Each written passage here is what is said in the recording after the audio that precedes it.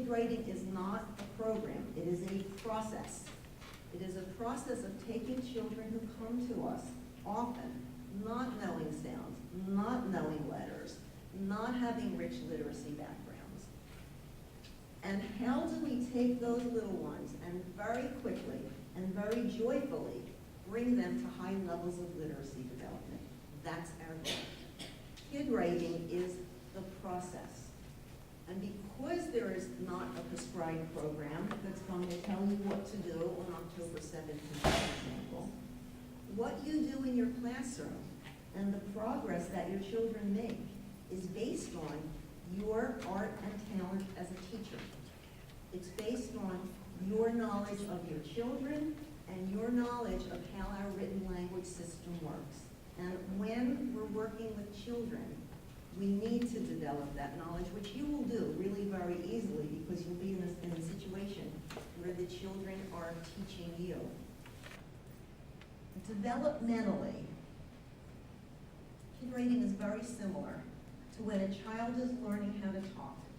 And a young child wants a bottle and says, but, or, what do we do as the caregiver?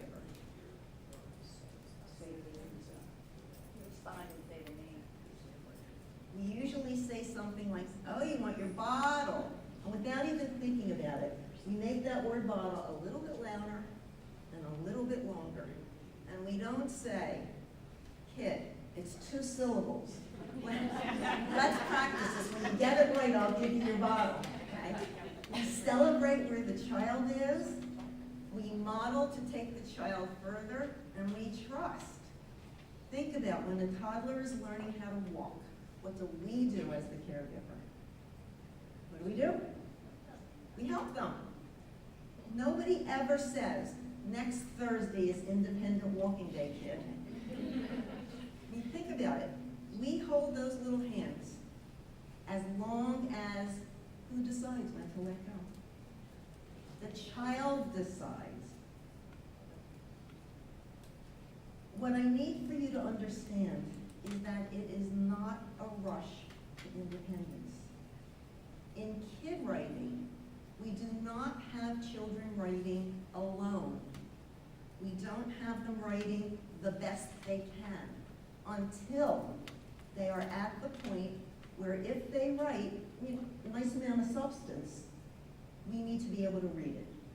And if we can't, that tells me that that child is not ready to write alone, that that child needs my high level of support.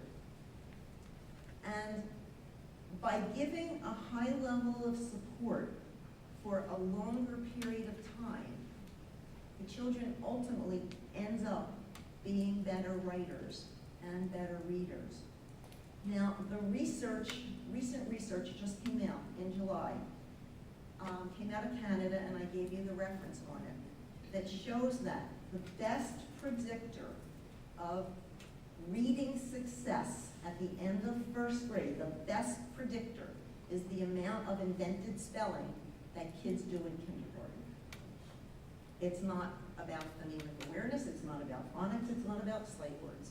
It's about how often kids use invented spelling. Now, this idea of a very high level of support for a long time is especially important for our English language learners. And further down the road today, I'll explain that more fully. So I would rather hold on to my children longer than really necessary, rather than push them to be independent writers as soon as I possibly can. It's a very different way of thinking. When I think about, the underlying philosophy of kid writing, it's very Vygotskian in nature. That which a child can do with help today, the child will be able to do on his own eventually. It's all about a high level of support. Another thing that is really important, and especially important for our English language learners, is that kid writing is very social. It's very collaborative. Now, when I say kid writing, and I'm going to give you, designate the difference between who is a kid writer and who is an independent writer. and we'll do that shortly. When children are still kid writers, I'm kind of pulling the story or the information out of the child, and I'm speaking it back in our standard English syntax. If a child writes independently too soon, either they're writing gobbledygook and they can't read it and we can't read it, or even if it's readable, often, especially for our English language learners, it's not in our English language syntax. And so they are then reading it back in incorrect conventional syntax, which is reinforcing a language pattern that we are working on changing to be more conventional.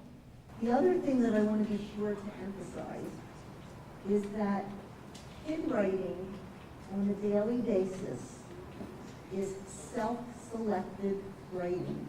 The children choose what to write about. I can't emphasize that enough. Children write more and write better when they write about what they know about and care about. Now, there are times when we give topics. I want to be really clear about that.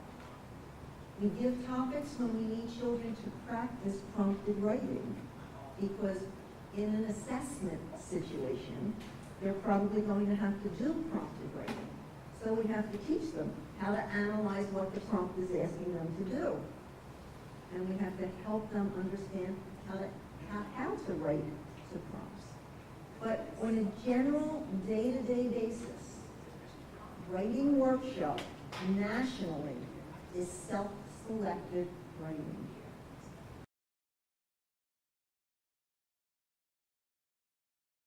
With that said, I want to start with a book written by Christella.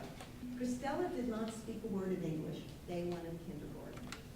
By the end of kindergarten, she was very fluent as a writer and as a reader. So let's put Christella 1 up. When I came to America, I didn't know how to speak English. My teacher called the supervisor and she said, "I don't know what to do with this child." "Don't worry," said the supervisor. "She will learn really soon." Next. "Won't you like to learn things from other countries?" "Yes," said my teacher. "I know you can handle it," said the supervisor. "Just try," he said. Okay, said my teacher. "Good," said the supervisor. "Be strong," said the supervisor. Bye-bye, said my teacher. So that's Christella. Can you feel her? Okay. Now, as teachers, we need to be able to look at a piece like this and almost instantly be able to recognize 10 things that Christella did well. And the reason we need to be able to do that really quickly is on a daily basis, we are going to be using children's writing in our mini lessons to teach about writing to the rest of the class. So the goal is any word that has been specifically taught or there is support in the classroom, we're expecting those to be spelled accurately. Any other word, we're expecting a logical, phonetic spelling. That's an expectation for me for kindergarten. It's not an expectation in most curriculums. But in kindergarten classrooms, typically, children know all of the basic sound symbol correspondences, typically by end of October, beginning of November. So then what do? You have the whole rest of the year. You just keep moving forward. What I don't want to see is short, simple sentences. Those are very easy to punctuate. I'm not impressed with the cat is big, the cat is black, I like the cat. That is too hard to undo. I would much rather that our young ones write compound and complex sentences that are not accurately punctuated.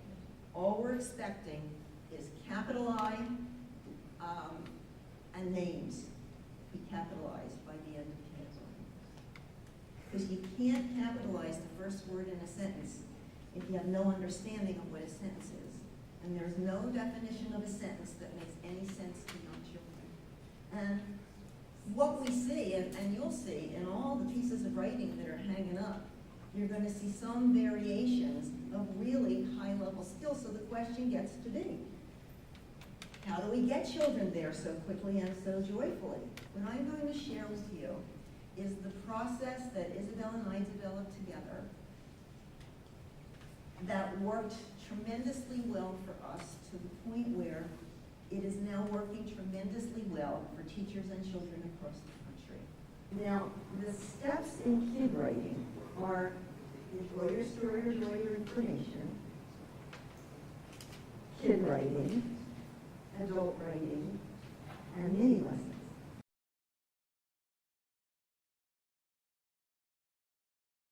It occurred to me, some sound symbol correspondences are easier. They're just easier than others. You know that. You may not have thought about it consciously, but you already know this. And so what I realized was when my mouth is in the same position, when I name the letter, as when I make the sound that that letter usually represents, such as tomato, T. That has to be an easier connection for children than something like hospital, H. Right? Because in one, there's a connection, mouth to sound, and in the other, it's totally different. So, I'm going to do just the consonant sounds now. And I want you all to call out if you think it's going to be an easy sound symbol correspondence for children, or if you think it's going to be a difficult one. So, B. Easy. Hard C. Easy. Hard C is hard. D. F. You're saying F. First sound you're making when you name the letter F is F. So that's hard. Hard G. Hard. H. J. J, jelly, easy. K. Easy. K, kite, easy. L. Hard. Now, M works differently, and I don't know for sure why it does. M works like F. You're really saying F first. But the is a very strong continuant, and for some reason, it's easy for children. So I'm going to put that in the easy column. N, which seems like it should work the same, for some reason doesn't. It's harder. It's especially harder when it comes before another consonant sound, such as K, like bank, or if it's ing, running, comes before another consonant in the same syllable. It's going to be hard. Basement, often, you'll see kids will leave out that N. So I'm going to put N in the hard column. P, easy. Q, useless. R, hard. Now S works the same as M. It's easy. I don't know why it's easy. It also is a strong continuant. It is easy. T.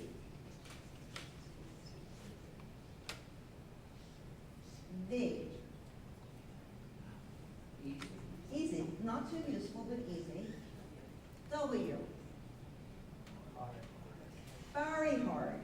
You know, Isabel and I always said to our kids, and everybody giggled, we said, let's call it a W. Because if you call it a W, then your mouth is in the position where you're making that sound. You see, I want to make this joyful. I want it to be fun for me as a teacher, for you as a teacher, and I want it to be fun for kids. So here comes the Wobbley. X, also pretty useless. Y, hard. And Z, easy. Again, not too useful. So, why did I do this? Well, we're not going to do letter of the week kindergartens. What I'm going to do, probably for the first 3 weeks of school, is focus on all of these sounds, all of them. Every time they come up in my teacher write-alouds, in my working with kids in a kid writing mode, in my mini lessons, all of these, every time they come up. And when the children are pretty secure with these, then I'm going to shift over to all of these whenever they come up. And so the evidence that we have from many schools and letters from principals is they go into a kindergarten classroom in very needy areas, and by end of October, the children are very secure with most of these. Sometimes they still struggle a little with H. You know which ones are the challenges. The H, the Y, and the W. And so sometimes they kick in a little bit later.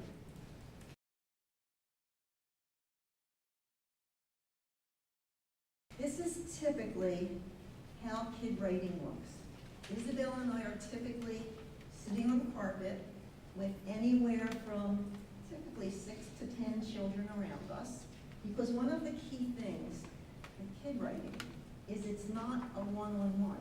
It's not kids sitting at tables or desks with teachers walking around and working with one child at a time. There's too much downtime in that.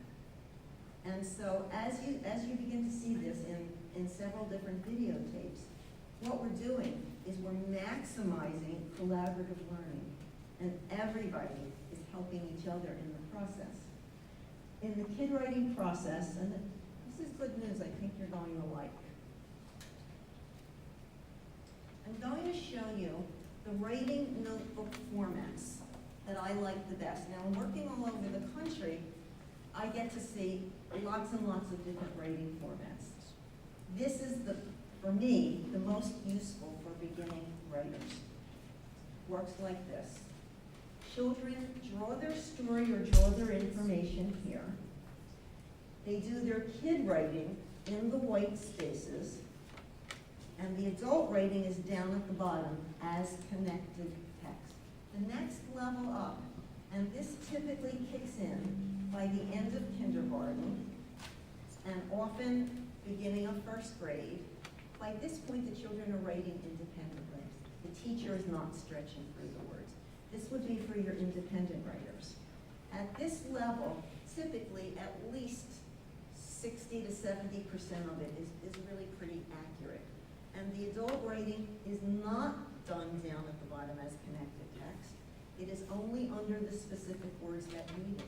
You couldn't possibly, you don't have enough time in your teaching life to totally rewrite this piece for every child that you're writing with that day.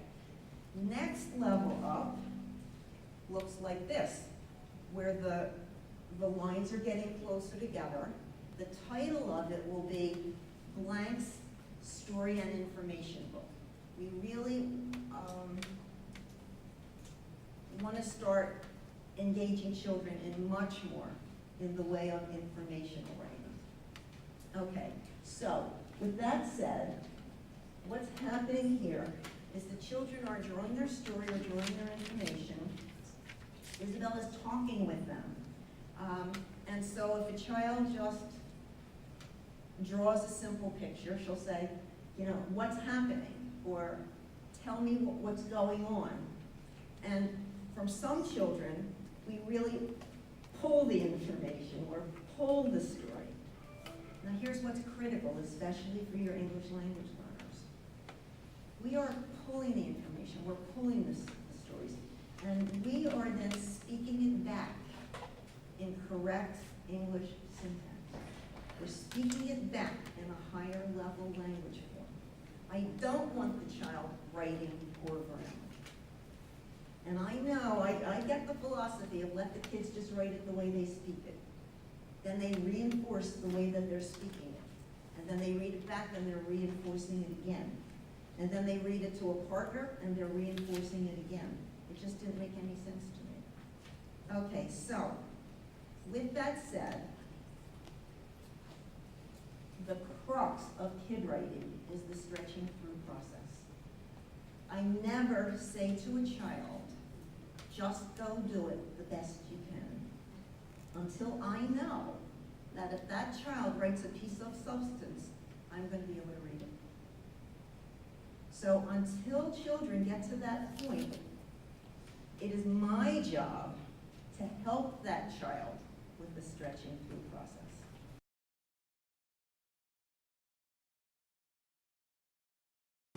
Now I want you to envision, let me go back to a piece like this. So let's say a child drew dinosaurs, and I'll say, oh, I see dinosaurs, what's happening? And eventually I'll end up with something like, oh, it's pterodactyls, oh. And something will come out like pterodactyls were dinosaurs that could fly. Now, I know they're not really dinosaurs. Am I going to argue with my 5-year-old about that at this time? No. I'm not going to help him write pterodactyls. So let's say the word pterodactyls, and I'm going to just write it up here and show you how they would stretch it through. Notice, pterodactyls. So I focused on the T. That was the target sound. Once again, now let's say this is September. What's the next sound that I think will be easy for the kids? The D. So this is how it's going to sound next. Watch my mouth, pterodactyls. And so now I'm going to focus on the D. And what can you tell so far about what I'm doing here, about this process?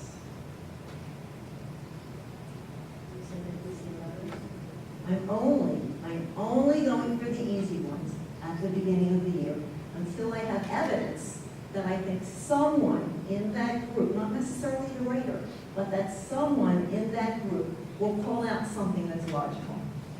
So now I'm going to go for the C, and they're going to write a K. And again, I'm going to follow through to the end of the word. What's my next drive through? The T.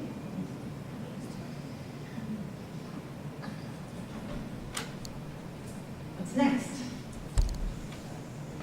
Listen, pterodactyls. Okay, I'm going to go for it because they can give it to me logically as a Z. So, as I did this, each time I said the entire word. The sound symbol correspondence is the easy skill.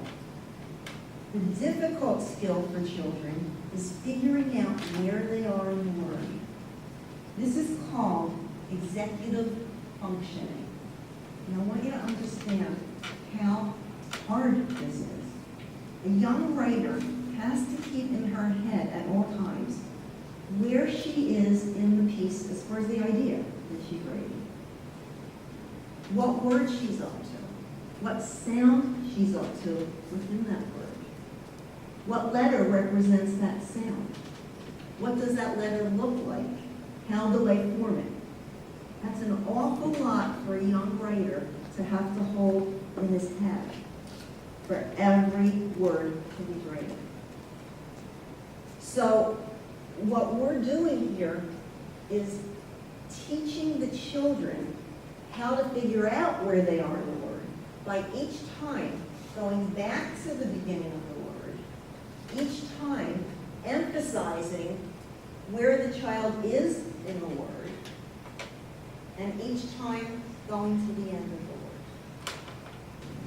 So I get louder, I get longer, I lean forward, and I try to say, watch my mouth, especially with the easies, Now, I don't always do all 4 of those, but I try to do some combination so that the kids are really getting guidance in figuring out where they are, what they're up to.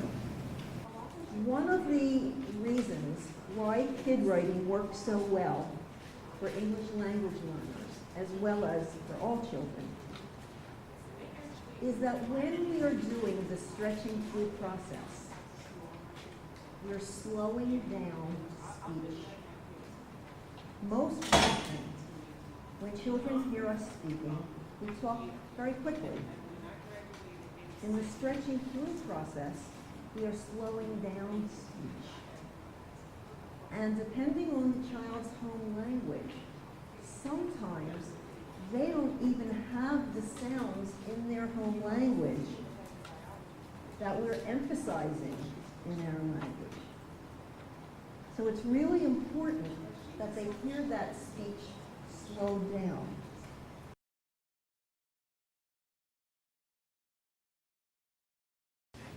When I do adult writing, remember, I'm typically sitting on the floor and I fold back the drawing page because I want to be focused on just the writing. I don't want any of the kids saying to the other children, what's that tiny little purple thing over there? Won't have that. So, and I typically use a large paper clip. I need the backing when I do this, because remember, I'm facing the children now, because I want all of the children in that group to not only have benefited from the stretching through that I was doing with each one of those children, I also want them to benefit from the adult writing that I'm doing for the other children in the group. So the process looks like this. I'm holding it like this, and at this level, I'm doing the adult writing down at the bottom as connected text. So the way it would look for the word pterodactyls, and I'm going to ask you what I said and did, is say to the kids, that word pterodactyl is so tricky. Watch this. It starts with the letter P. You can't even hear it. It's silent. And you heard that T. And then there's an E and an R and an O. And look at that. You heard that D in the word pterodactyls. And then there's an A. It does sound like a C. It's going to be a K this time. No, the other way. Right. It sounds like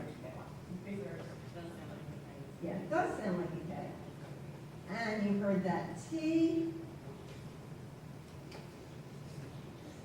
And then there's a Y and an L.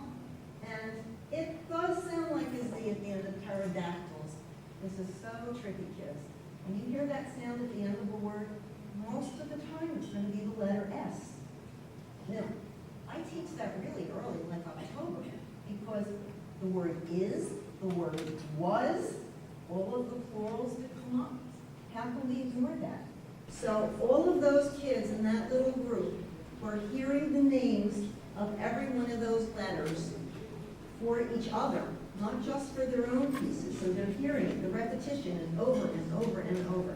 The ones that they knew, I touch in their writing. If they wrote something totally off the wall, I don't touch it because I don't want to pull attention to it. But if they wrote something that was logical, I touch it and praise it.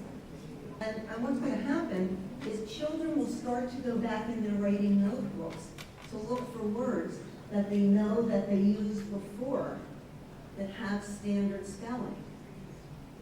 So this is not just tell kids go write it the best you can, and that's the end of the story. In kid writing, to draw your story and draw your information, that's a required part. The stretching through with a moving target, required part. The adult writing, required part. The ending mini lesson, this is all part and parcel of what makes kid writing work. It's not any one element that makes it work, it's the totality.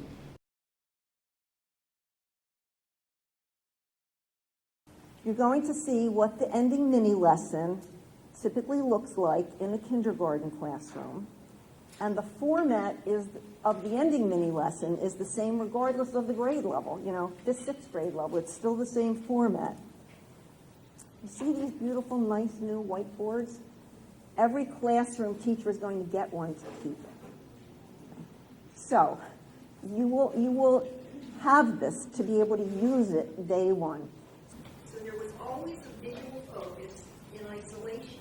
So we're taking the skill from in the context of the children's writing and isolating it for teaching purposes. So it's all of these just little fine-tuning teacher things that we do. And we do it often just intuitively. So that's why we're giving these to you so that you'll have these to you so that you'll have them. Now, the hardest time of the year to do mini lessons is at the very beginning of kindergarten. And I'm going to share the very beginning of kindergarten with you and what that looks like. So, let's put up circles, live in circles now. What I look for, ideally, is 2 phrases and a push. So the 2 phrases would be two elements that the writer at hand has done well, that I think the other children will benefit from. And the push is something that that child is not yet understanding, that the other children will benefit from. This is not gotcha. This is not let's see what you did wrong and I'll fix you up. This is done in a celebratory mode.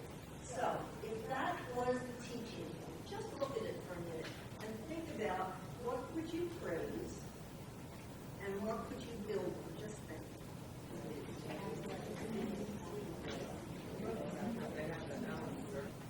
Okay, so a piece like that, I know, very early on, I want to introduce the word the.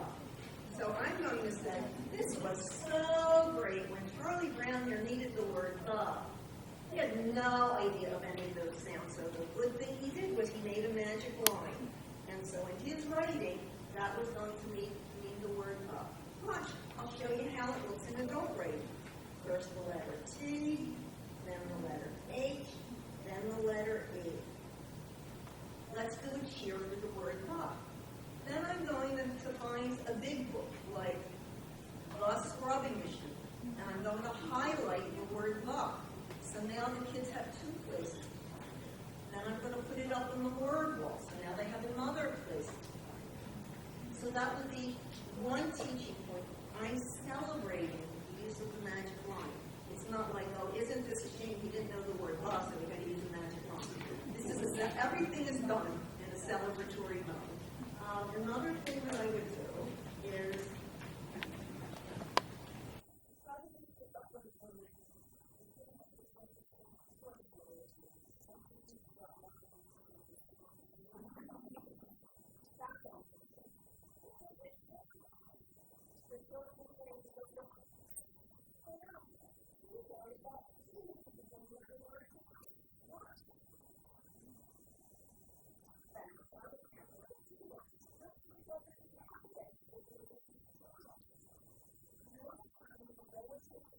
yellow tape. That's what you're going to need most of the time. That one is like this.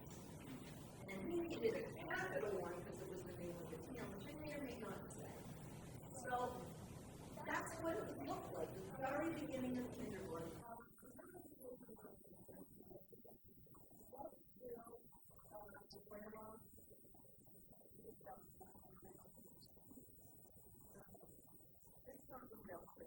My grandma said, my mom played so loud, my uncle got my dad off their beer and rang my mom. When I left the house, I first told that I was believe.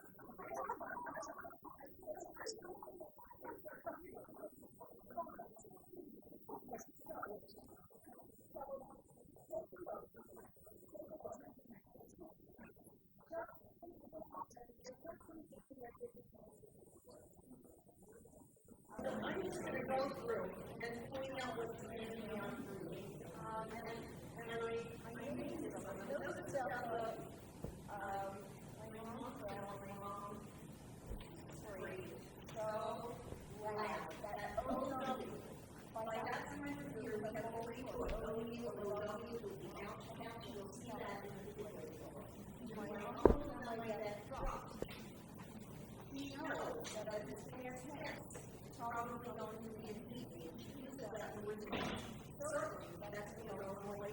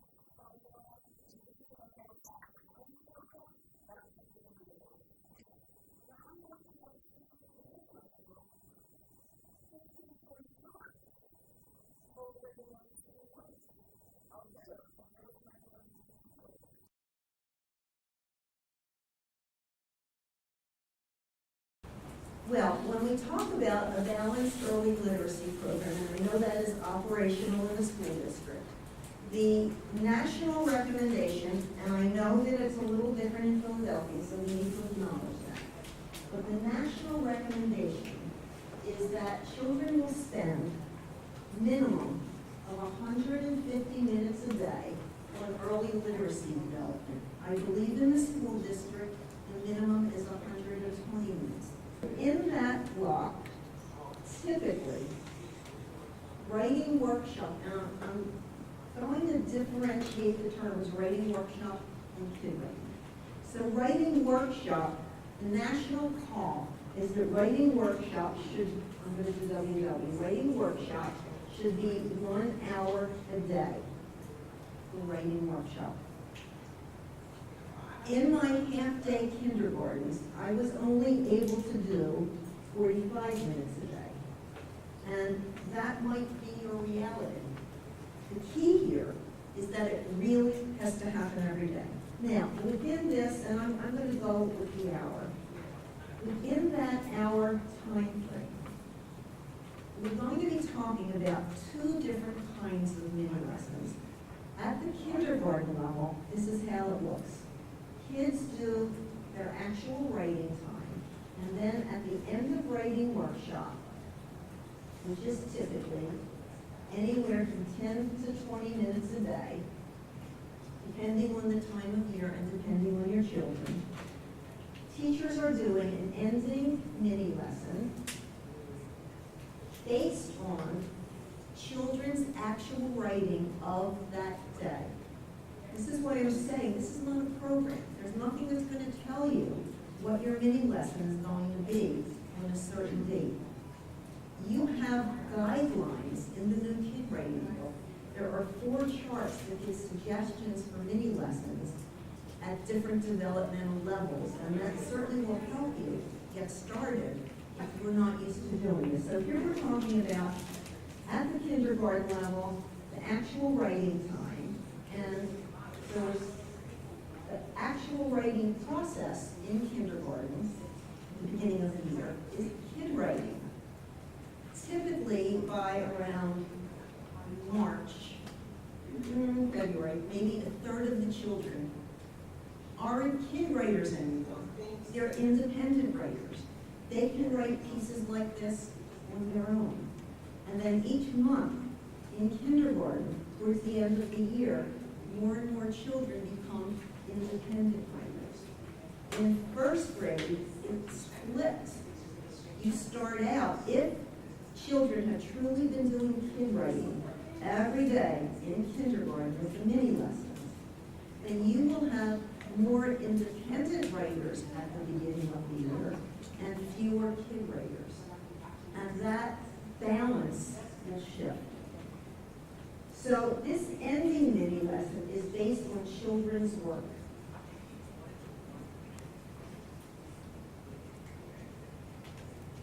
Now what gets added in first grade, and this is typically around October first grade. However, in classrooms where kindergarten teachers have been doing this for a couple of years, and they, it spirals upwards every year. Kindergarten teachers through kid writing get their children to higher and higher levels.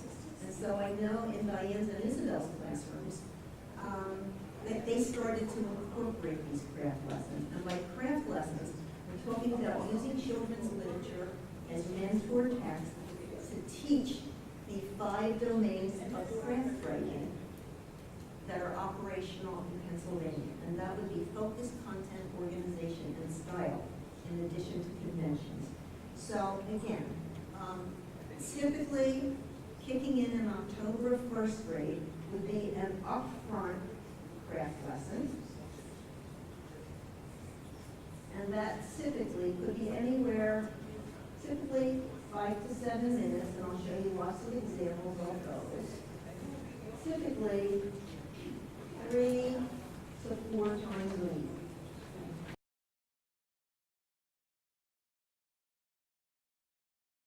In the balanced literacy program, we are expecting to see teacher write-alouds. And by teacher write-aloud, I'm talking about large chart writing. So I'm going to scoot over here. What I often see in classrooms is very little teacher writing that has happened with the class that's used, and I see very little children's writing up around the classroom. I see lots of purchased anchor charts. I don't see evidence of the substance of what kids are learning. If they're learning about grizzly bears as part of an animal unit, there should be evidence of that in the classroom. The easiest way for teacher write-alouds is, what we used to call KWL charts. And so this would be, the K is what we think we know, whatever the inquiry topic is, what we think we know, what we want to find out, and something like what else did we learn, or wow facts, something like that. Now this process would be, this is about whales, and this was from Isabel's classroom. On any one given day, the recommendation would be 7 to 10 minutes a day when developing any part of these KWLs, or it could be Venn diagrams, or it could be lists.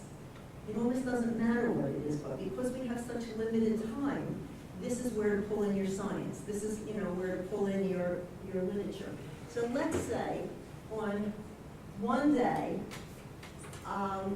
Isabel gathered questions from the kids, and so the first question was, how long do whales live? Well, as we would do this as a teacher, in this case, the teacher is doing writing. And the teacher, as she writes, is emphasizing the sound symbol correspondences that correlate with what she's been doing in mini lessons. So whatever, if you are working on the easies, then you're emphasizing the easies and inviting group response. If you've been working on ER, then anytime you come to ER, you're emphasizing it and inviting group response. If it's something like whales, the final S as a Z sound, then again, that's what you're going to emphasize here. You cannot emphasize every sound symbol correspondence in every word. You would lose the kids. So right? So you need to be selective, and you need to tie it with what you're doing in kid writing and kid writing mini lessons.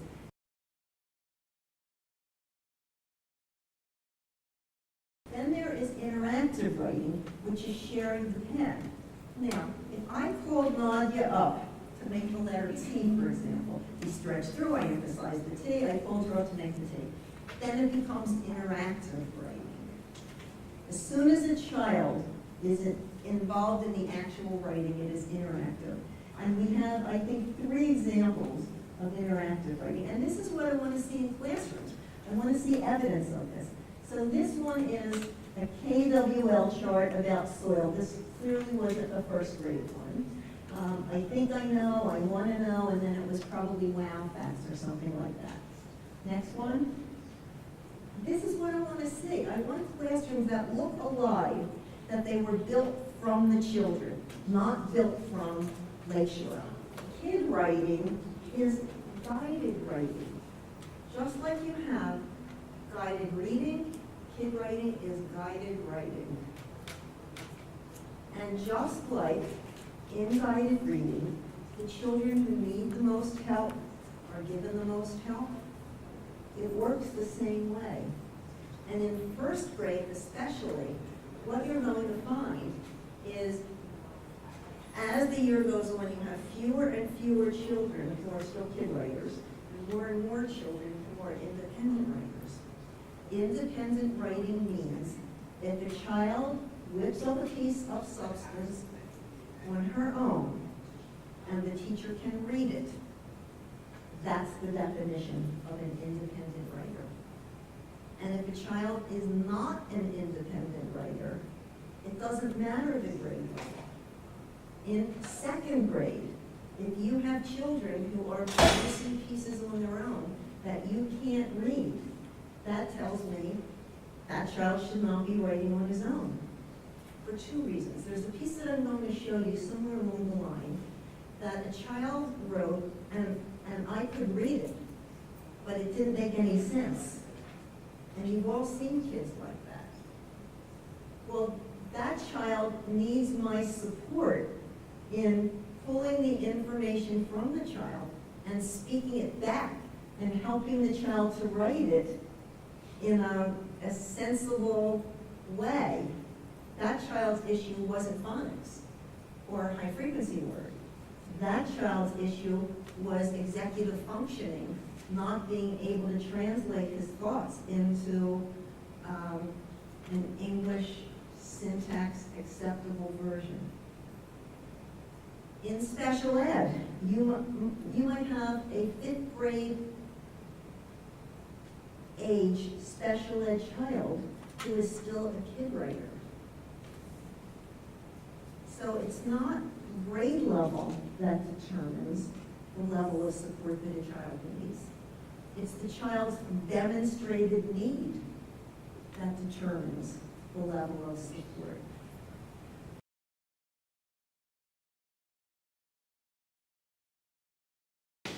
When I started doing writing with the kids, I realized that I think it's fully 50% of the high frequency words at the kindergarten level do not look like they sound like they should look. And so one of the first ones that I really started to think about was the word is. Is, of course, has a Z sound at the end, represented by an S. And I know that kids do better in their learning if they understand something rather than if it's just memorization. So I created this little whiz-a-viz, and I called it a kid crown because it was really a crown that a kid wore. And so it was someone's job to be the whiz-a-viz. And during writing workshop time, if somebody needed the word is, they would pick up their writing notebook and they would go over to the whiz-a-viz and they would copy it and then they would go sit down. And typically someone had this job for about a month, and then I would make a new one and have another child. And could you pop up the Whiz of Biz crown there, please? And so that's where it started. So that worked so well. I realized kids needed the word ing, word part ing, and so it was someone's job to be the king of ing. So then I was really on a roll, and I started to create a lot of them. Now the purpose here was high-frequency words that don't follow the anticipated pattern. So the word you're looking at and the word you're pronouncing are a mismatch in some way. So when you say ing, that's really hard because you don't really hear the N in there. So this one is the only one that's a morpheme chunk, a meaning chunk. The others are all rhyme chunks. Okay, so this is our latest Whiz-a-Biz. Everybody loves the stuffed animals. And so he's just particularly adorable. Now notice, it doesn't say Whiz of. Okay? The kids learn to identify him as the Whiz-a-Biz. I don't care if the kids spell the word whiz correctly. When was the last time a kindergarten kid needed to write the word whiz? Compared to how many times they have to write the word is. Same thing for reading. Okay, so stuffed animals is an option. There's the king of ing. Pretty good looking. And this is a group of them together. I asked parents to send in any of their old, large stuffed animals, and parents were so happy to get rid of them. The one in the top hat is the Gent of Went, and then you see the king of ing, Whiz-a-Biz, the little dog with the black dots. He's the Fuzz of Was. Sometimes we have the Buzz of Was, which is a bumblebee. We do it all different ways. Again, we are going for the joyfulness of this. Okay, next. The easiest way, and it is equally effective, but a little more boring, is just flat on a classroom wall. On our website, we have, I think, maybe 20 kid crown words printed out. And they're just as effective, they're just not as much fun. Okay, next one. These I love. Okay, Isabel came up with these. And what we do with these, let me see what I get to. I remember already. Okay, if you get paint stirrers, you can put multiple paint stirrers in one of your cans. If you like the idea of kids being able to go over and get it and bring it back to where they're writing, and then put it back. I don't like the idea of kids taking words off of the word wall because often they don't put it back quickly, and then other kids spend 20 minutes just standing there in front of the word wall just looking for the words. So when I come into classrooms, this is what I'm looking for. I'm looking for evidence that the classroom is alive and personalized, that there's lots of teacher writing going on, that there's lots of children's writing going on. One of the things that I think is extremely important is to have a good, crisp, clear alphabet strip and to highlight all of the lowercase letters.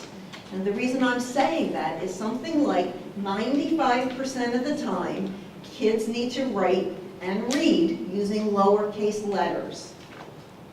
So if I say, oh, look up at the, the turtle because the child heard T but didn't remember visually what it looked like, I will have trained them that most of the time it will be the letter, the T that has the highlighting tape on it.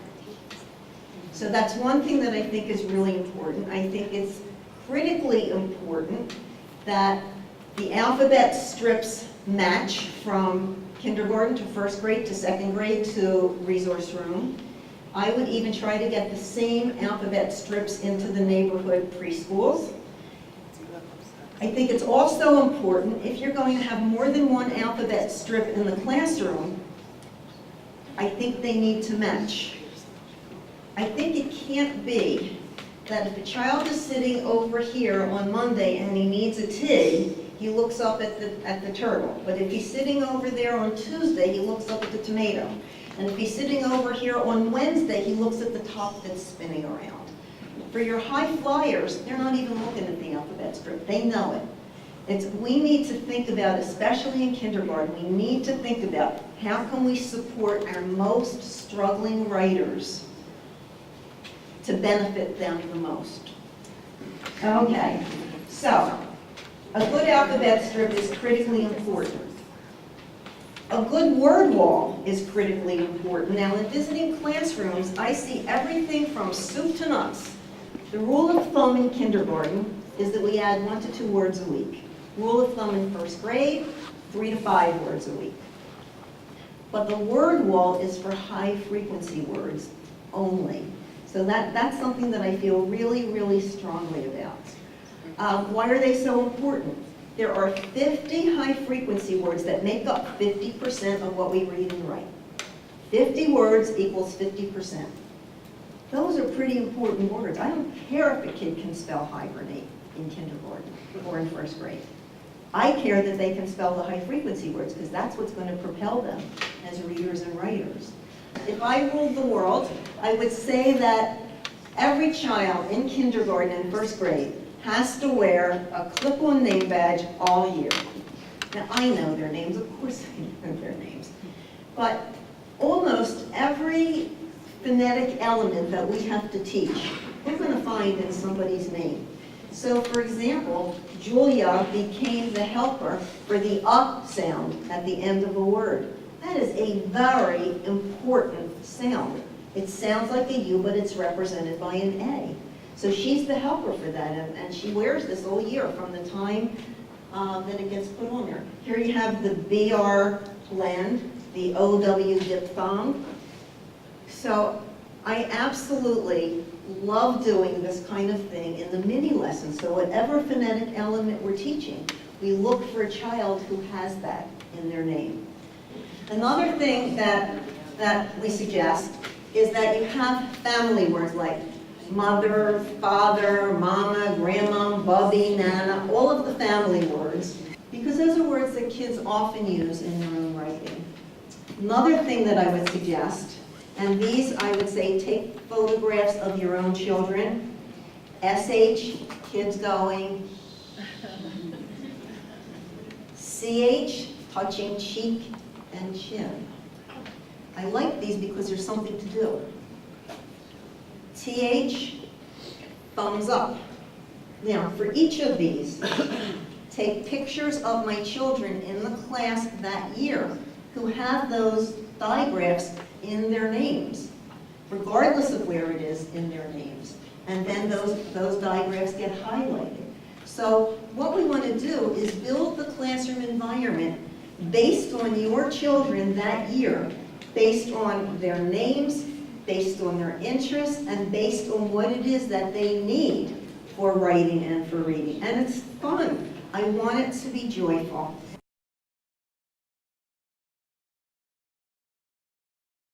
So the question gets to be, what do you do with the kids once they are already independent writers? They're past the kid writing stage. Now that became a question that I never anticipated. When Isabel and I started doing kid writing, we were just thrilled that the kids were writing. But then, when they were writing independently, we didn't know what to do with them to help them become, and I love to use the term, even better writers. And what we found out was we needed to start to move towards the craft of writing.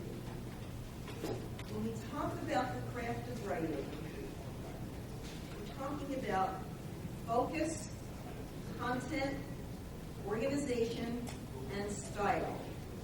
And conventions is the fifth strand.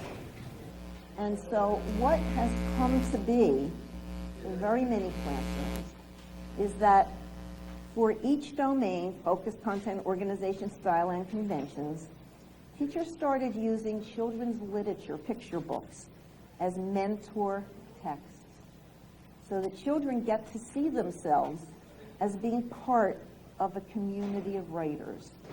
And so I'm going to do a sample upfront craft lesson with you, and then we'll explore the different domains. So, one of the things that we notice is that when children, by the time children become independent writers, they often start to incorporate dialogue, which can be wonderful if it moves the piece along. That's the goal of dialogue, is to move the piece along. And when they do that, they very often use the word said.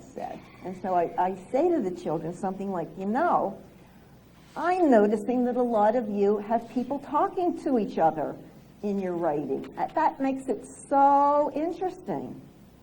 I'm also noticing that you're using the word said a lot, like he said, she said, they said. I said, you know, when really good writers have people talking to each other, they often use different words so that we know how people were saying things. Now, at that point, I'm going to hold up the book Come One Rain. And the plan is that children will have heard this book probably at least twice previously, because we're now talking about this upfront craft lesson, which is only 5 to 7 minutes. You can't read this book and talk about the craft element in that short period of time. So all of this is based on using children's literature that the children are already familiar with. Okay. Now keep in mind, this typically kicks in around October of first grade. Some kindergarten teachers go in this direction. You certainly can if you feel comfortable with it and your children are ready for it. So in any event, I'm going to hold this up and I'm going to say, remember when Karen Hess wrote Come On Rain? She had people talking to each other, but she didn't just keep saying he said, she said. Listen to some of the words that Karen Hess used when she wrote this wonderful book. Now, what I have done previously is I have highlighted the alternatives to the word said, already done in this book, because when I have all of these kiddies in front of me, I don't have time to go looking through the book to find the alternatives for said and then finding them on the pages. So this one copy does not go in the classroom library. I try to have a duplicate in the classroom library, but this is part of my instructional repertoire. So I'm going to say to them, I have to put my glasses on for this one, okay? I'm going to say, listen, Mama looks over to me. Is that thunder, Tessie? She asks. Oh, ask is a great word when people are talking. And then listen again. Come on, Rain, I whisper.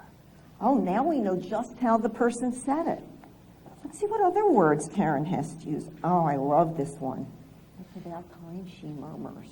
And then, of course, we'll talk about what the word murmurs means. Come on, Rain, I cheer. Oh, I could tell she was really excited.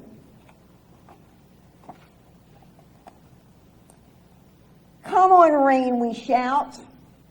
Oh, really excited. And there's more. There's more. I might just do that much one day. Another day I might pick out 3 or 4 more. There's no given formula here.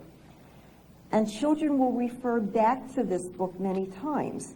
So then what I'm going to do is try to create a classroom environmental piece that supports whatever the element is that I'm teaching. And so the one that I've created for this looks like this. It's lots of alternatives for the word said. And the way this works, and I tell the kids this, if you write like Karen Hess and you use a word instead of said, you get to put your name up here on a sticky note. So if you use the word asked, put your name on a sticky note and put it right up there, right during kid writing time or right during writing workshop time. If you use the word gasped, and of course I'm going to explain what gasp means. Now, you know, kids will do anything for a Post-it note. They will. And so this is used over and over, and it expands. And as we read other pieces, we add more words. Now, the good news for you is this is done. This is on our kidwriting.com website. In the column on the left, you click on it and it prints out just like this. And other things that I'm going to show you today, also, kidwriting.com. We didn't want teachers to have to recreate the wheel that we already created. So I'm going to go back here. So I'm introducing whatever the craft element is. I'm introducing it in this upfront craft lesson. I'm creating a classroom environmental piece when possible that supports the development and the celebration of that craft. Then the children actually do their writing, whether it's kid writing or independent writing. And then at the end, right at the end, before the ending mini lesson, I'll say, if you wrote like Karen Hess today and you used a word instead of said, stand up. What was your word?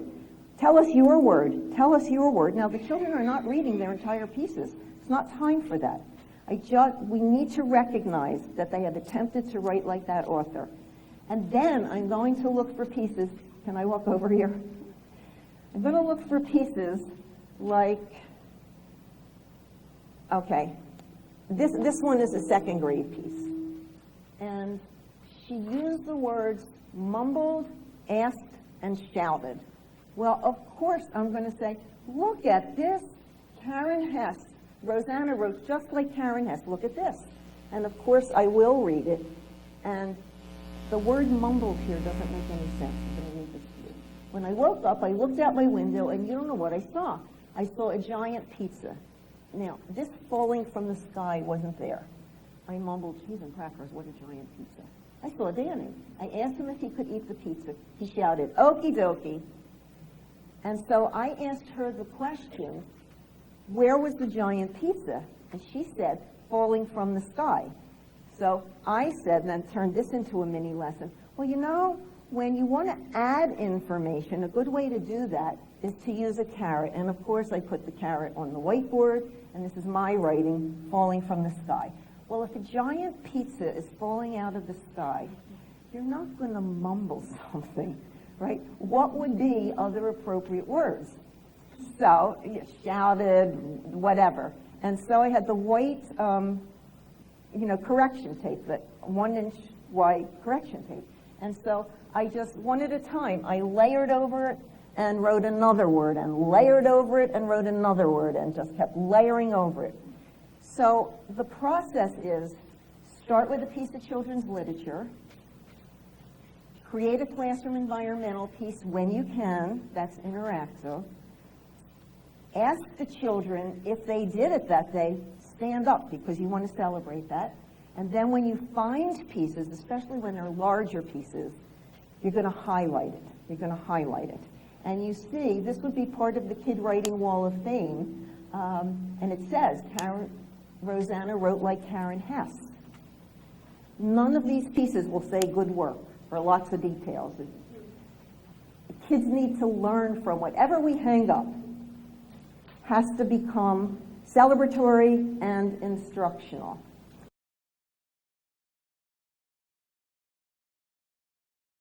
When we're doing kid writing with children, remember, we're pulling the story or the information. We're speaking it back. We're helping the children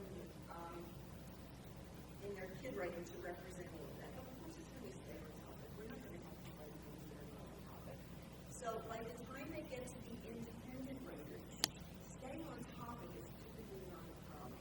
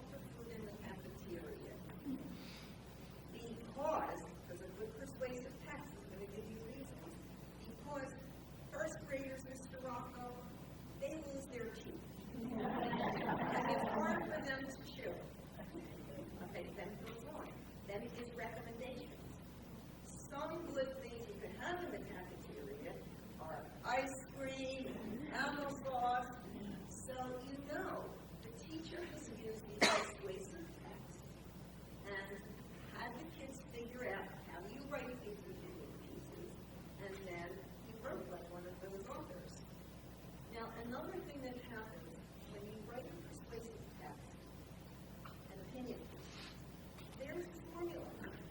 And I know, but basically, you make your general statement, and then typically you give your not bulleted, but your typically three, first grade, one persuasive point would be enough for starters.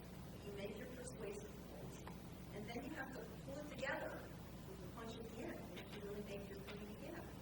Now, just for your knowledge, when you do your 3 points, you can't do them in a random order. You either have to do them, you either have to start from your weakest point and your mid-level point, then go up to your strongest point, or you start with your strongest point, and then your mid-level point, and then your weakest point. If you mix them up, the piece is not going to flow. So that's something that you have to know. So when we talk about making a point, certainly fables make a point. And so when we read fables with children, we typically give the point. It's usually, a sentence or a couple sentences at the end. And that makes the point. Well, after I read maybe half a dozen to kids, I would ask them, what do you think the point is? So that they can start to think about the point. Now, I want to show you a book that does this explicitly is Officer Buckle and Luria. And it gives you the specific points. So we'll give you a little anecdote, and then it says, safety tip number 1. Number 101, always stick with your buddy. Here again, it's the same thing. I would read a couple and give the point, and then I would read one and have the kids infer the point. So the making the point becomes really important. Now, so how does this look in children's grade? I'm going to read a kindergarten piece to you. No, first grade. First grade piece. This is from one of Dick Allington's books. Dick Allington studies exemplary teachers. Goes into classrooms, looks for exemplary teachers, and he analyzes what they do. Now, this piece was from a mid-level child in an exemplary teacher's classroom. And the first time I read it, I started reading it, and I was thinking, so what's so great about that? So listen to this. Yesterday, my stomach hurt. After I ate lunch, I rode my bike with my friend. When our tires went together, I fell off my bike and scraped my knee and my elbow. Thursday night, I was wiggling my tooth and it came down. Then I got $1. Some days are lucky, some days are not so lucky. Now, can you hear the difference? At the end, that's the punch. Some days are lucky, some days are not so lucky. That's what makes the point. That's what makes this be an exemplary piece compared to another piece that just says, I did this, I did this, I did that, I did this. Now, one of the things that will be in your packet today is a rubric for evaluating score points for focus, content, organization, and style. In your current Philadelphia developmental rating scale, you're not using the state recommended rubric. But in your teaching, I think you're going to want to use it even with children. And I can tell you, and Diane, I can send this to you. Central Bucks School District does use a separate rubric for the craft elements. They use a developmental rating scale for conventions of rating, and they use a craft rubric for focus, content, organization, and style. And they make those rubrics child-friendly. So it'll be something like to illustrate the lowest score. It might be something like a scoop of ice cream.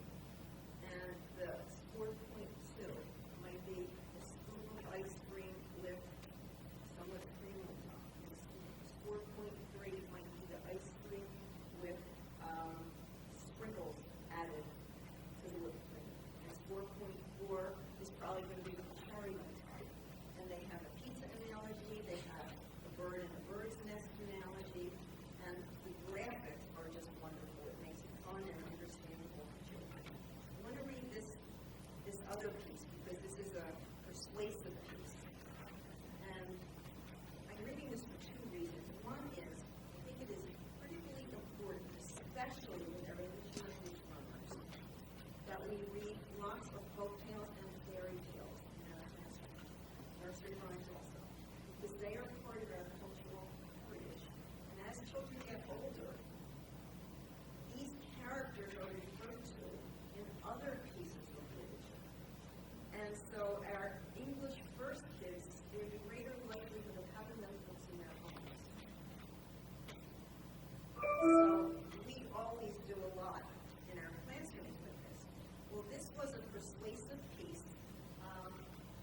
gone in an interactive mode, children came up and, added some of the letters.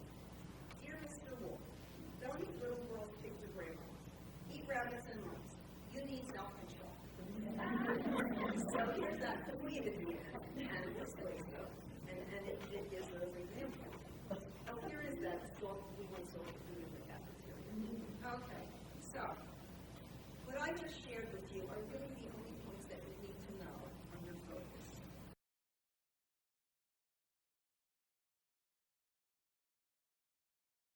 When we talk about content, I have to tell you something honestly that made me cringe yesterday when I was roaming around and people were practicing mini lessons. And I know mini lessons are daunting at first. And I saw people write things like, good details. I don't want to hear that word details. Saying good details or add details does not help any child get to be a better writer. And I'm going to share alternatives with you. But I'm going to go down the list of when we're talking about content, what are we looking for? What gets you points? And of course, that's going to depend on the purpose of the task. So some of the things that will get you points are accurate facts. Certainly accurate facts and data. Accurate and substantial facts and data. If you're going to use the term relative, and I'm just using this one for you, let me show you an example. I'll hold that for later. It has to be relative things. Yeah, okay, I'm going to come back to this. I saw Danny, I asked him if he could eat the pizza, he shouted, "Okey doke." And the teacher said, you need to add details. So what help does that give the kid? You need to add details. And so one of the teachers in the group said, well, I would want to know what window he was looking at. And he said, if a giant pizza is falling out of the sky, does it matter if you're looking out your bedroom window or your kitchen window? Does it matter? No. Does it matter if it was a pepperoni pizza or it was a plain pizza? No. Sometimes teachers are so focused on add details that kids add details that just don't matter. And rather than enriching the piece, it drags it down. So I'm going to give you alternatives to get away from that term, adding details. So I'm checking this because I don't want to leave anything out. Certainly, giving opinions enhances certain kinds of pieces. And other kinds of pieces, it's not relevant and it takes away from that. Anecdotes are generally helpful. Explanations. The Officer Buckle one gives explanations. Another book that gives explanations are the Fancy Nancy books. Anybody use these? Yeah, okay.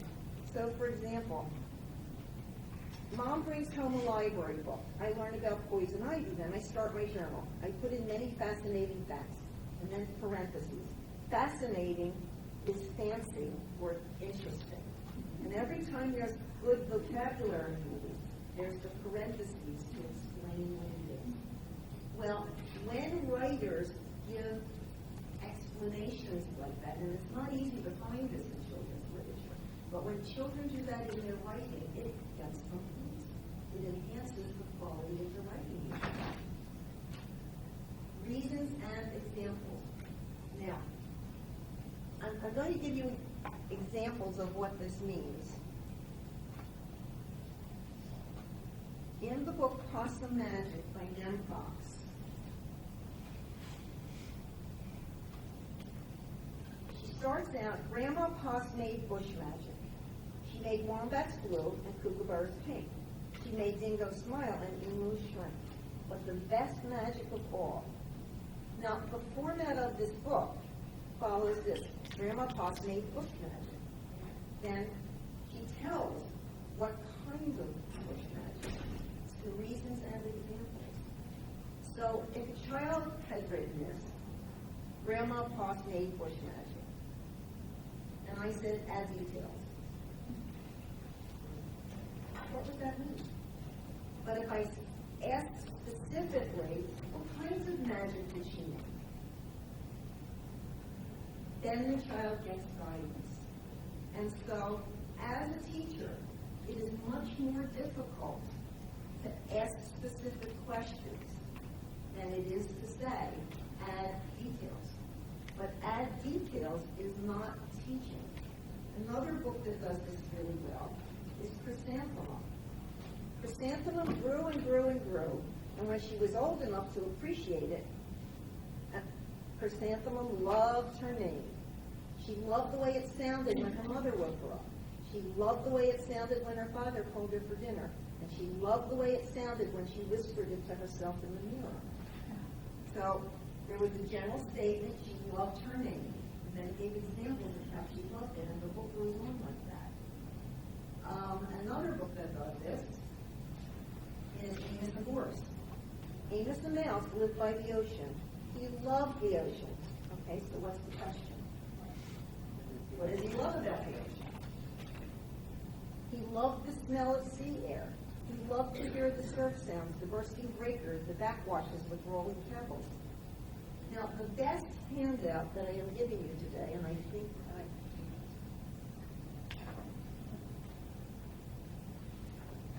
it will be a little packet that will give you the what to say. If this is what you want the child to do, this is what you say. And certainly, it's not scripted. It's generic. An example would be this. Child wrote this. My brother ruins lots of everything. Not everything. I still like my brother. Sometimes he wants to feed the dog when I want to. He messes up our sleepovers. What's the logical question on this one? My brother ruins lots of things. What's the logical question? What does he ruin? So if the child had written, my brother ruins lots of things, and I say add details, where does that leave the child? It's not specific enough. It's not teaching. It's just using that term, add details, and it does not benefit the children. So the packet, I think you're going to really find very helpful. Other things, when children include, or when authors include feelings in their writing, if it's appropriate to the purpose of the test, that typically enhances the piece of writing.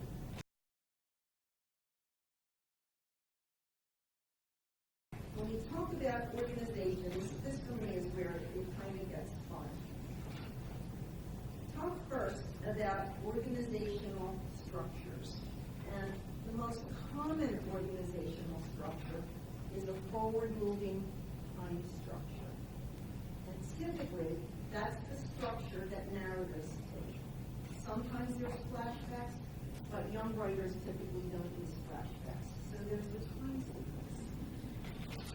When children are writing informational piece, often the structure is categories. And Tony Steed, this is the best reference that I've seen. For informational writing, this is a wonderful resource, is that and that. And I'll tell you what Tony does that is just wonderful. He talks about when he was working with a class of children in the Bronx, and there was a lake near their school. And in the lake there were some swans. And so they decided to do an inquiry study about swans, which they did, KWL turned about swans. At the end of that unit, he gave each child a sentence script, one of the sentence scripts. And he told them to write one thing that you learned about swans. Then he read several big books about animals. And they're all just about in the same format. It'll tell you something general about the animals, and then it'll be where that animal lives, what that animal eats, animal babies, and so forth. So then he gets a large roll of butcher bar paper and rolls it out on the floor. And he puts those same headings on the butcher block. And then each child has to figure out which heading their piece of information goes under. So you see what we're doing? We're starting this full class, probably towards the end of first grade. And children have to read each other's because if there's duplicates, you know how often kids will duplicate things when they're writing. If children write duplicates, they layer it directly on top of the other person's sense that said the same thing. So now what they have is a format for how you categorize, how you organize. And then from that, they made a full class book. And so typically, any project like that, you would do probably 2 or 3 times full class. And by the end of first grade, you do it small group. With the hope that eventually, by the time the children are in second, then the second and third, then they're able to do it on their own. So it's really a gradual build-up and a shifting of responsibility. So categories is an important organizational structure. We talked about in informational pieces and in persuasive pieces, the order of importance has to make sense. It has to be strongest to weakest or weakest to strongest. Cause and effect is another organizational structure. The most famous book for that is If You Give a Mouse a Cookie, right? And that's fine. Another cause and effect is this book, and later ones that come out is Fortunately, Unfortunately. And, well, actually, let me just double check this. Now, I'm going to save this for something else, because I want to jump to. In children's writing, if they write a narrative, now remember, a narrative is a piece whose structure is time. That's the definition of a narrative. That's the organizing structure. Is something happens over time. It could happen over 5 minutes. It could happen over days. It could happen over years. That's the organizational structure of a narrative. In order to score higher points, typically, there has to be a problem in the story, and there has to be resolution of some kind in the story. Now, I hesitate to use the term problem solution, because you can have a really good piece where the problem doesn't get solved. But most of the writing that our young children do, when we teach them to do problem solution, is a solution, not just for what happened about it. But here's a really good piece. I don't remember if I put this on the shrink generator. Yes, it is. Yeah, try reading it together. The world hit the shrink generator, and the world shrunk. They wanted to unshrink the world, but the unshrink generator broke. Now, this is a pretty good story, right? There's a problem. It didn't get fixed, but you saw there was some kind of resolution there. Now, in most school districts, I can't tell you how many boring stories I have read over my teaching professional development lifetime. Because kids are just doing a series of events, and they're not putting problems into it. I went to the Pittston area school district, a really struggling district outside of Scranton. And the pieces that those kids were writing in kindergarten were unbelievably good. They all had problems in them, and they all had some kind of resolution. So I asked the teachers how they did it. So can you pop this one up, please, Robert? The way this is set up, and the children do this once a week, the way it's set up is the children draw, this is the problem in the story, and then on the right-hand side, this is how the problem is solved. So this is a pre-writing organizer for the children. This was the school where the fifth grade teachers saw all of the kindergarten children's writing pieces in the hallway and learned from the kindergarten teachers, because the kindergarten writing at that time was better than the fifth grade writing. So problem resolution is another organizing structure. One of the important aspects when we talk about organization is referred to as effective leads. Now, you can't say to a first grader, you know, you really need to have an effective lead. It's not going to work. But we can teach and we can show examples of specifically different kinds of leads that are easy to use. One of the easiest kinds of leads would be to lead with a question. And so, if that's what we want to teach children, then we need to find books that begin with question leads. One of them is Big Mamas by Donald Cruz. It begins this way. Did you see her? Did you see Big Mama? That's an example that children can understand. Another book that leads with a question is it's hard to say this, the Armadillo from Amarillo. There. An armadillo from Texas wondered, where in the world am I? What's out beyond that sky? Now, question leads work very well for almost any kind of writing, even if you're writing an informational piece. I see kids start out with, did you know that starfish daddies carry the babies? Okay. That's a way that you can begin an informational piece with a lead. My favorite question lead is, do you believe I still have a baby doll from when I was 0? And so I've seen wonderful question leads, from our very young writers. Another kind of effective lead is to begin with a startling fact, and Shrek is a wonderful example of this. His mother was ugly, and his father was ugly. But Shrek was uglier than the two of them put together. Okay. Another kind of effective lead is a foreboding lead. And that sounds something like this, the Magic School Bus. It all began when Miss Frizzle showed our class a film strip about the human body. We knew trouble was about to start because we knew Miss Frizzle was the strangest teacher in the school.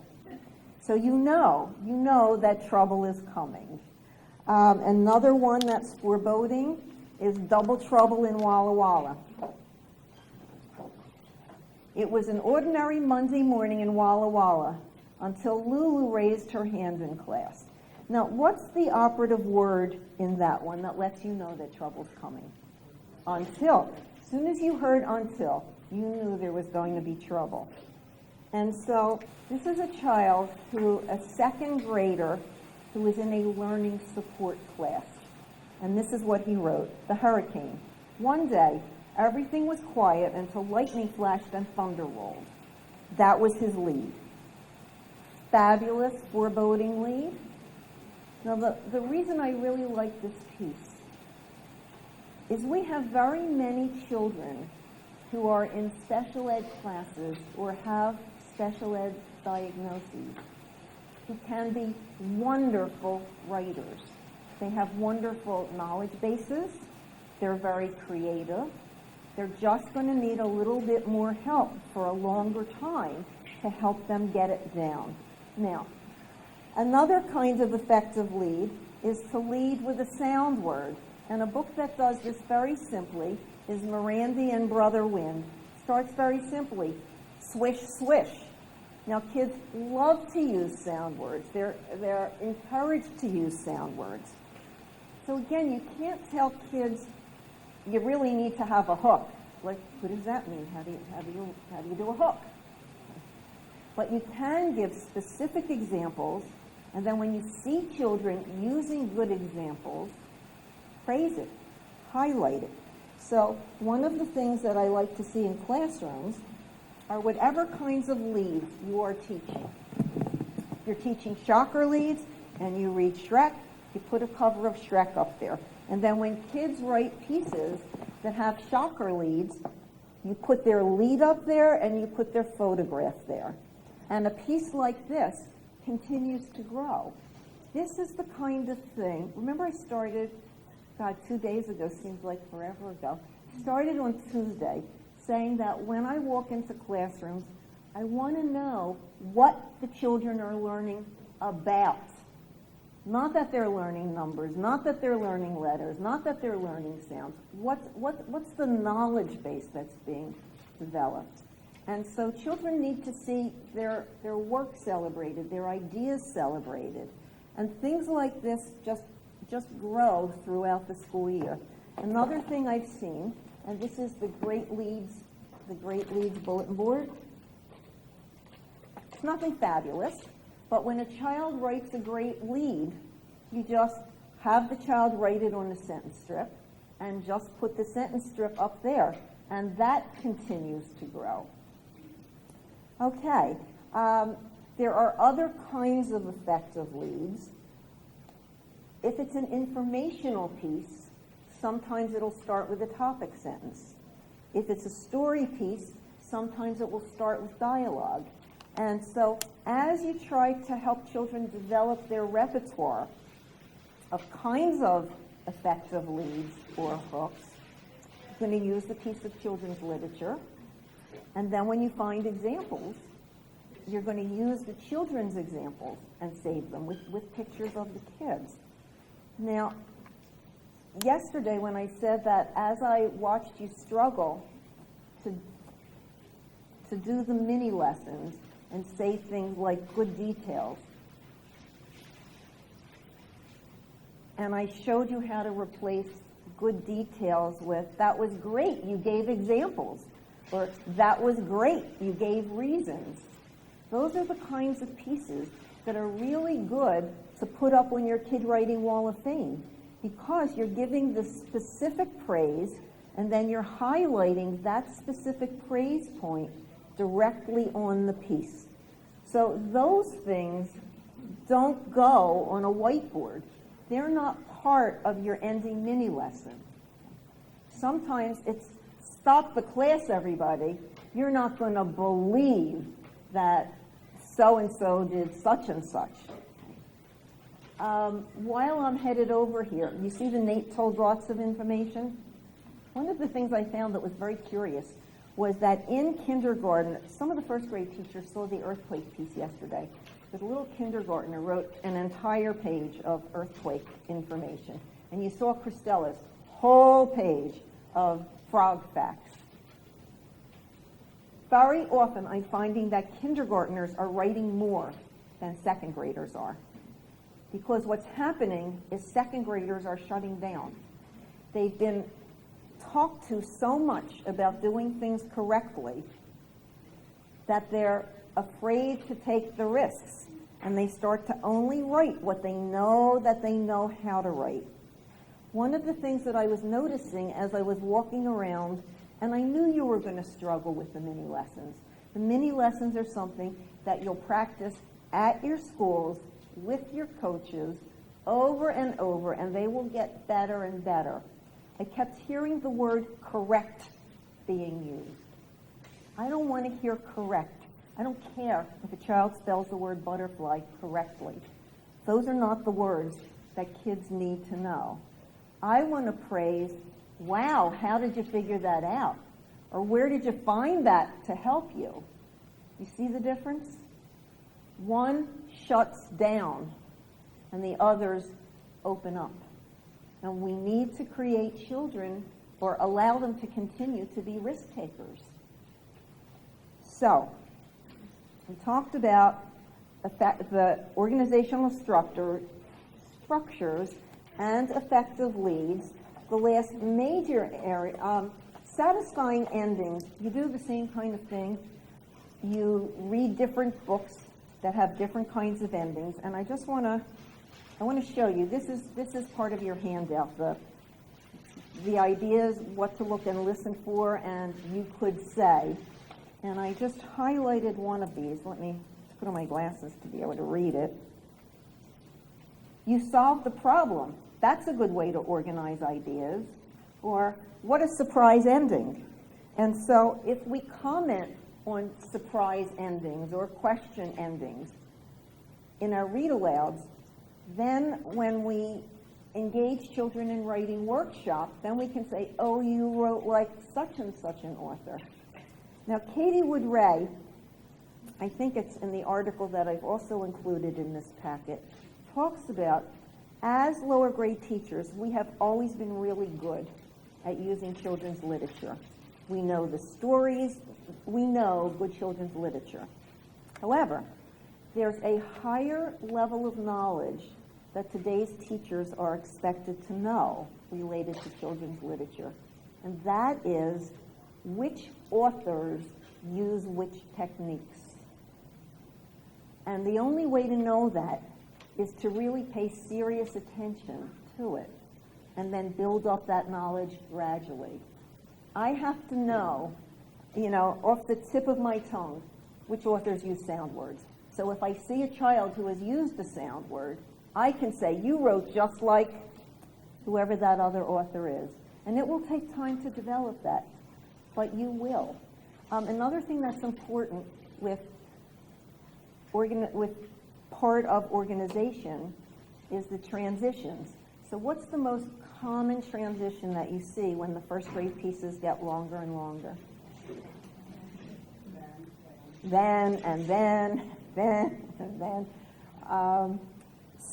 And you just can't say, oh, you need to do it differently. So what you would do is read a book like A Story for Bear, and there are many, many books that have good transitions. And so this one, let me just come up here.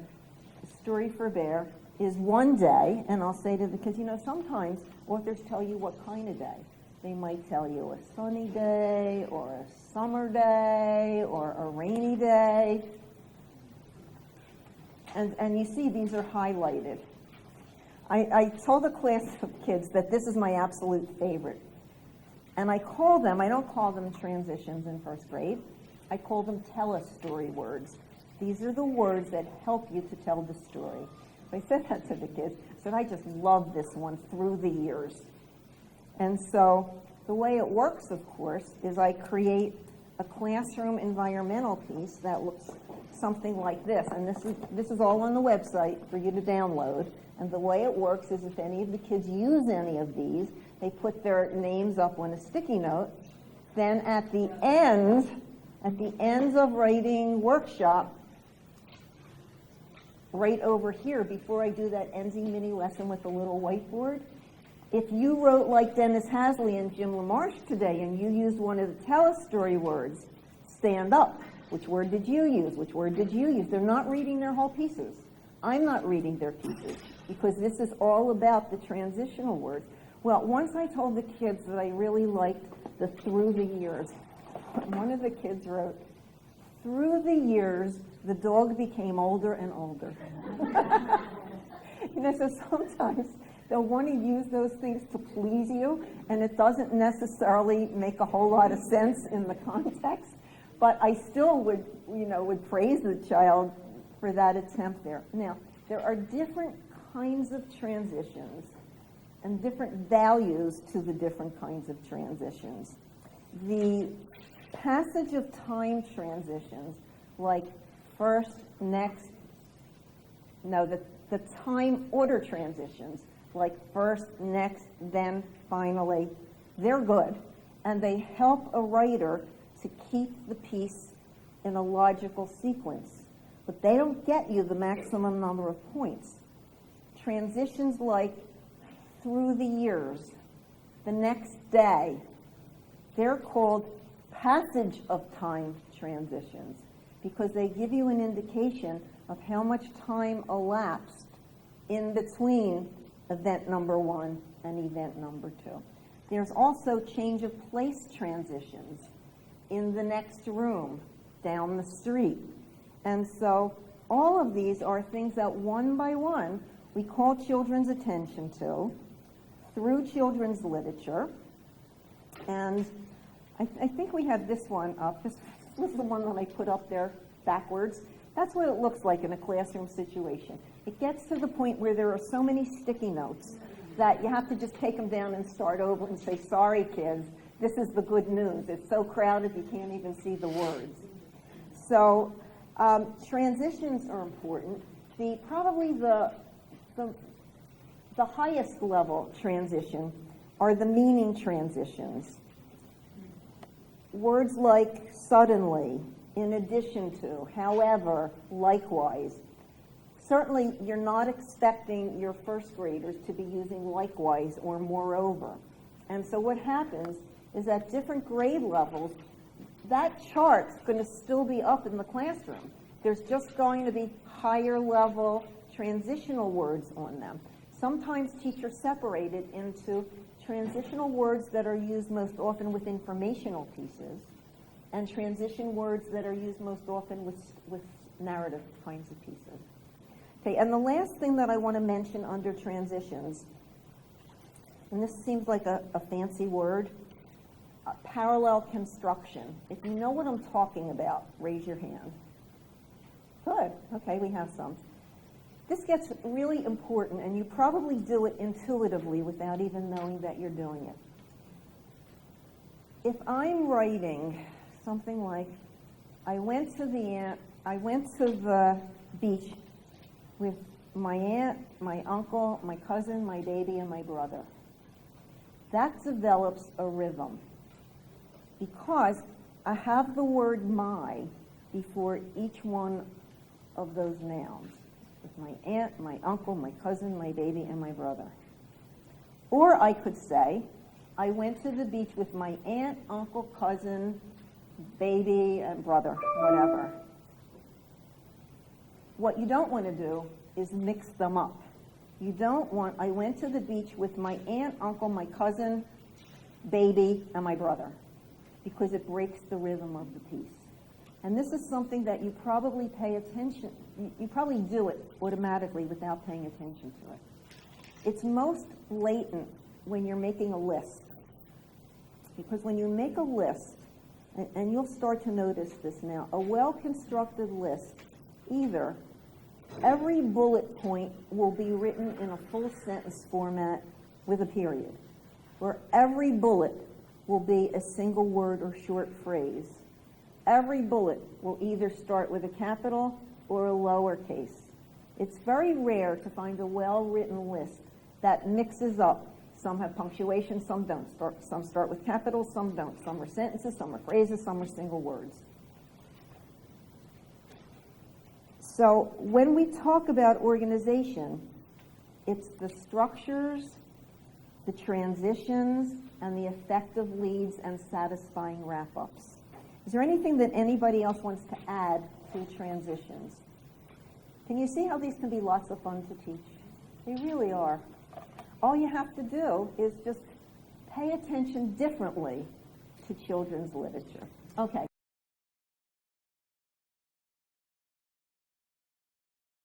So the last area, and I love this is my favorite, is style.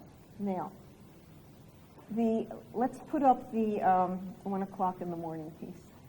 Top of the list for style is usually voice. What does voice mean? If I say the piece has voice, what does that mean? You can hear the author. The only way that you get voice in a piece is when the author is not worried about spelling and punctuation, right? Like that beer piece, my uncle dropped their beer. That was voice. That was that child's thinking and putting it out there and not worrying about what she could spell. The exact opposite of voice is going back to the cat is big, the cat is black, I like the cat, perfectly punctuated. That is a very low scoring piece. So you've got to listen to this. You have to know something about this little girl. Her mother was pregnant, and this little girl was a cheerleader. She was first grader. So you've got to listen to this piece. At 1 o'clock in the morning, my mom had a baby at the hospital. She was in pain. But after my baby brother came out, she was fine. My grandma yelled, push him out, shove him out, way out. I mean, these are the kinds of pieces You want to see. Was she worried about capitalization and punctuation? No. Okay, so voice is very important. Now, when we talk about word choice, and this gets to be pretty important, you can't just say to kids, you know, you really need to use good word choice. That's not going to work. But what we can start to point out in books that we read aloud, when we're evaluating the quality of the nouns, and you saw me doing this on videotape yesterday, although you probably were not aware of what I was doing. When Anna was writing, hers was the one about the pizza. My sister was crying because she had to sit in a chair because she was throwing pizza. Well, the story started out that her sister was throwing food. And so I said to her, oh, what kind of food was she throwing? And she said, pizza. So I said, okay, I'll help you write. She was, throwing pizza. Pizza scores higher than food because pizza enables you to get a visual image, a more specific visual image. So precise nouns carry more weight in a piece than generic nouns. Well, if you know that, and you'll start to notice this now in novels that you read. So we're looking for precise nouns.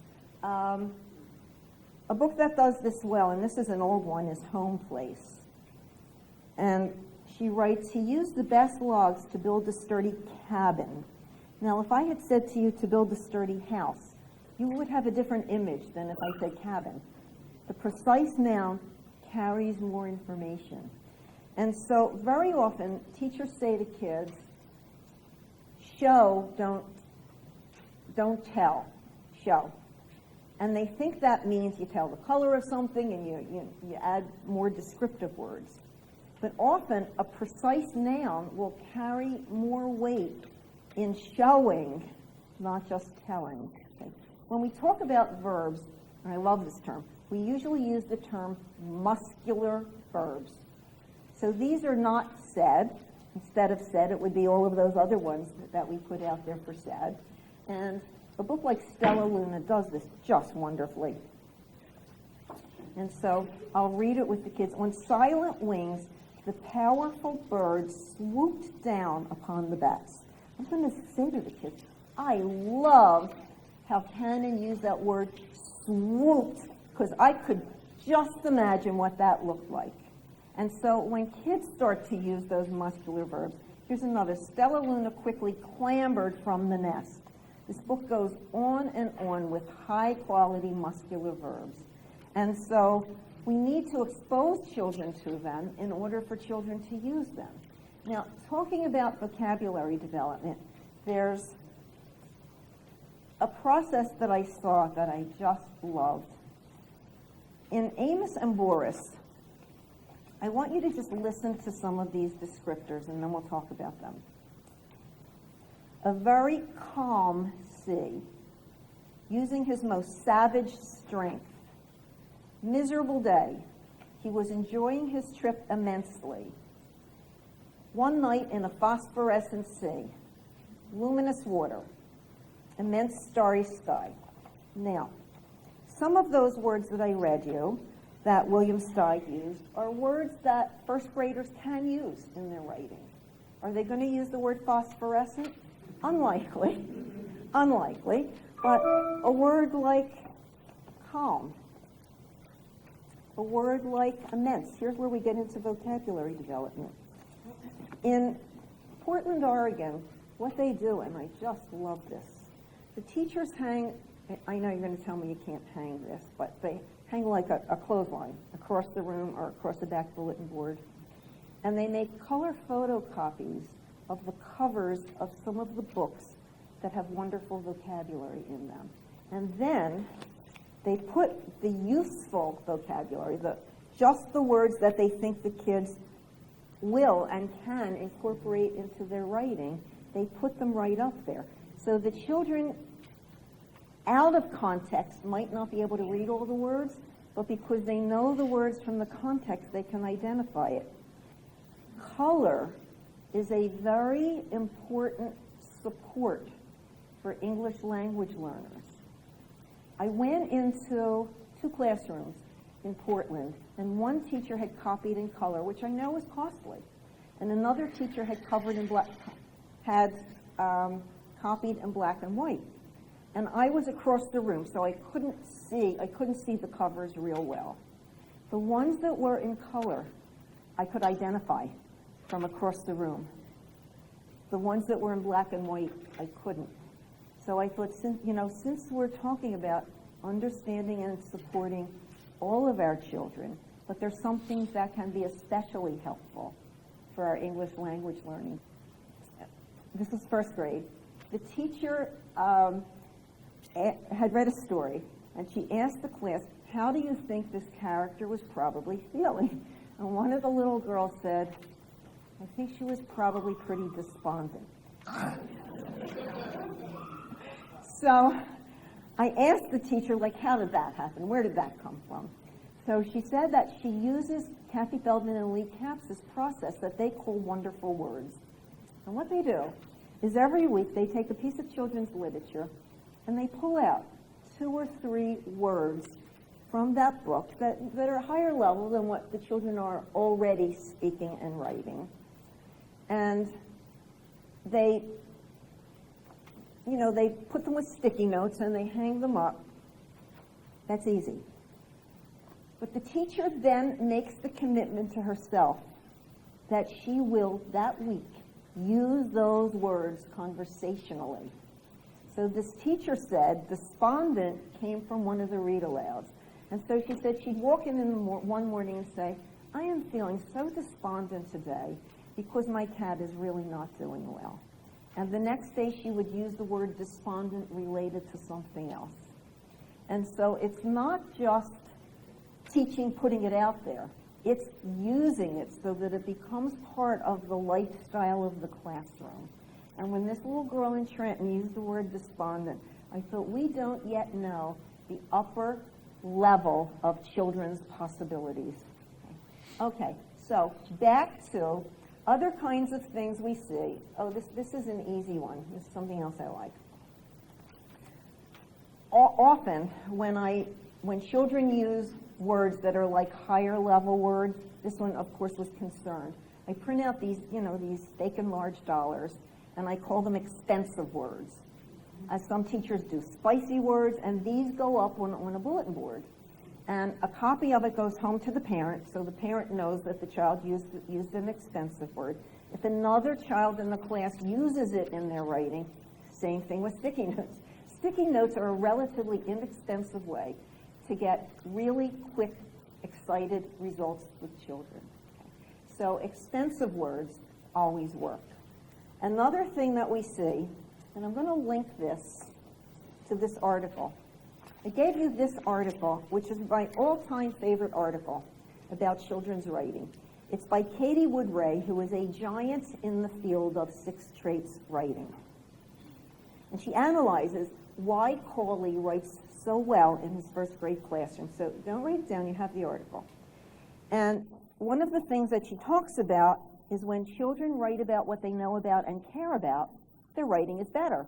They develop more writing stamina, and the quality of the writing is better. But she also talks about building up a knowledge base. And in this particular article, she shows an example where Cauley wrote a book, and you see, like, Isabel has a lot of books on the table. This little guy wrote a book about, from the perspective that he was a snake. And he used words like slithered. And the point that she makes is in order to write, I am a snake, you need to know information about snakes. So I talked a little bit yesterday about the importance of building up the children's knowledge base. And certainly that feeds into informational writing. The effect it has on reading is this. We know that the breakdown in 3rd grade reading comprehension is not a decoding problem. It's a vocabulary development problem and a knowledge problem. So all of the informational read-alouds and developments and KWL charts that we do in kindergarten, remember I talked about short-term goals and long-term goals? We need to build up that knowledge base. And so personification and I'm not going to go into all the different figurative language things, but there's a lot of good books out there on personification. Diary of a Worm is one of them. Everybody likes that. If not for the cat, this is unusual. It's by Jack Prelutsky, who you know writes very whimsical poetry. Listen to this one. I, the hoverer, sip the nasturtium's nectar and sing with my wings. Now, I mentioned to you also that Lester Lamanik suggests that every day we read a piece of poetry. Poetry piece, an informational piece, and a story piece. And other things that we need to be talking about and encouraging. Just a couple more here. One is, what gets you points under style, is when writers use visual devices. And that means how the print is placed on the page. An example is, in Ms. Berlin Walks, she uses italics. Now, by the way I read it, I think you'll be able to tell which word is italicized. I was fixing to ask her what happened to those feathers, because I just had to know the way the story ended. It's the word had. Now, in children's writing, sometimes you'll see words written bolder. They'll go over it, they'll make it larger, they'll underline it, they'll have the word coming down the page, like the building fell down and the word down will drip down the page. These all carry voice. And all of those visual devices are expected by second grade and get you points. A book that is entirely visual devices is Earth Dance. And I know you can't see this, but each page, the words are printed on the page to echo the meaning of what's being written. So this is about walking through the snow. So the words are placed on the page to carry that meaning. Now, I know we all use big books, and big books are not only a wonderful source of words that are bolded and drip down the page, they're also a lot of fun, and we use them for a lot of different reasons. However, I don't think it's good enough to just expose children to the visual devices in those books. I think we need to have the conversations with the children. Why do you think the author made that word larger? Now, as kindergarten teachers, as I said, if you decide to go with something like the 5+5+5 plan, or even if it's not that formalized, if your first grade teachers tell you there are certain books that they want to use in their first grade classroom to use for craft, please just read them aloud. But I've also seen kindergarten teachers who get kids to such high levels by the end of kindergarten that they start to talk about those visual devices. And there are other things that I mentioned today that we start to talk about, and children start to use them. The really big one in first grade is sentence punctuation. Why anybody would expect a first grader to accurately punctuate a piece that has a variety of sentence types, structures, and lengths is beyond me. And I'm going to share with you why. There's no definition of a sentence that makes any sense unless you already know what a sentence is. Because it's not just about where you put the period. What follows the period has to be able to stand on its own. So, for example, I can write, I went to the store, unless I wrote, with my cousin, to buy a puzzle, so I can play with it when he comes to visit me tomorrow. You see what the problem is?